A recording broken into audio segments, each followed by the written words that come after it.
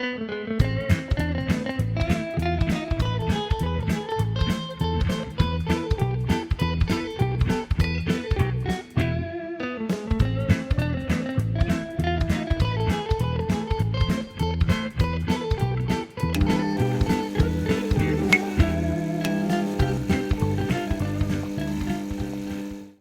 my dishonorable mention. All right, let's hear this.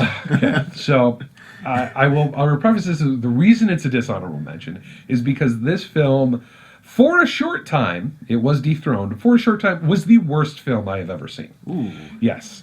It has been dethroned because it does have a plot structure, and I found several films without one.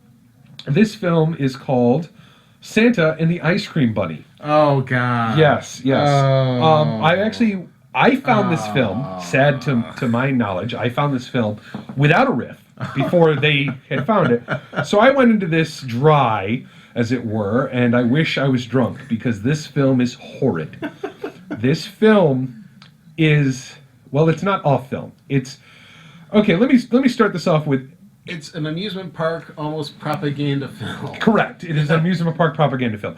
An amusement park called Pirates World, which of course is where you want to go for your Christmas themed things, produced, which is an odd sentence. And this is like what, Tennessee or? Oh yes, it's the South. Southeastern. This is the South. Yes, they produced a Christmas movie where Santa gets stuck on the beach because his reindeer just flew away, and he can't get out. So he tells children a story after they have several failed attempts at getting Santa off of the beach.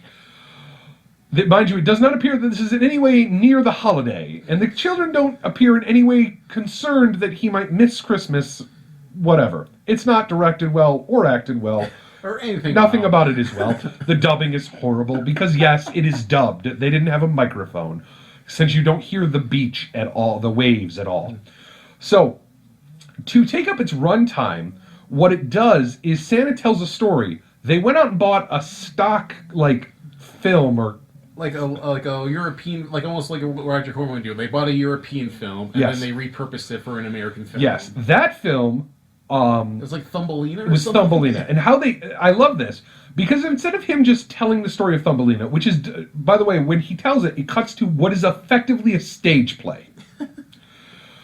Okay? Instead of just doing that, he doesn't do that. He tells a story about a woman going to Pirates World, where she sees a display of Thumbelina. So it's Santa telling children on a beach a story about a woman at an amusement park who's going to see an attraction about Thumbelina. And then it's this Thumbelina story. And it's not like a short, 5-minute thing. Oh, this is a good half hour. This is like 45 minutes, and you will feel every minute of that. And in this story of Thumbelina, which isn't a super, I would say, it's well known enough. We all heard of Thumbelina, but it's not like whatever you want to do with her stories. She's a short, tiny little girl. Yeah. So it almost has nothing to do with her being short, mind you, or tiny. It has everything to do with her being lost in the woods or running away, and a weird subplot about possibly marrying an old blind mole. Yeah, we're talking about bestiality here. Yeah, there's some weird connotations in this.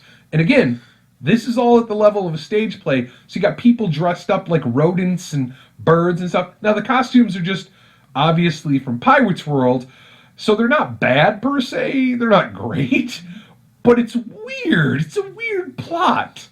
And then it just kind of ends. And then you start to remember that the movie's called Santa and the Ice Cream Bunny. And I haven't mentioned an ice cream bunny. So guess who gets Santa out of the sand? The scariest Easter Bunny costume I have ever seen. The literal scariest. I have watched a horror movie about a killer giant Easter Bunny who giant fangs hop around, stab people with a carrot.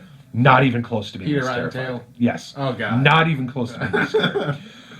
Unbeknownst, without any kind of knowledge of the situation Santa was in, this Easter Bunny on a fire truck, because obviously, drives to the beach. Mind you, the actor in the suit cannot see. There are no eye holes. And he's driving an old-timey fire truck. And there are children in the streets. There are children in his way. He gets Santa, and then they drive back to Pirates World, because that's where, he needs to be.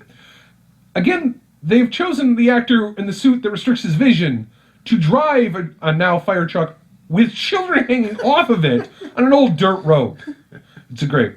And then, for no reason at all, other than to haunt my dreams, the ice cream bunny, and don't ask why he's called that, I don't know either, turns to the camera, and I don't know why, to this day, I think it's just because apparently the world hates me, winks the slowest, creepiest wink ever. Just one eye slowly closes and opens like the eye of Sauron. It's horrifying. Truly a horrifying film. And there are just several scenes that make no sense. There's a scene where they film children just playing about. One of the kids jumps off a one-story building with an umbrella. He survives. He's fine because he's a kid and they're flexible or bouncy or whatever.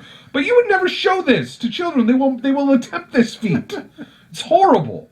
It's a horrible film. Horrible film. Dishonorable mention.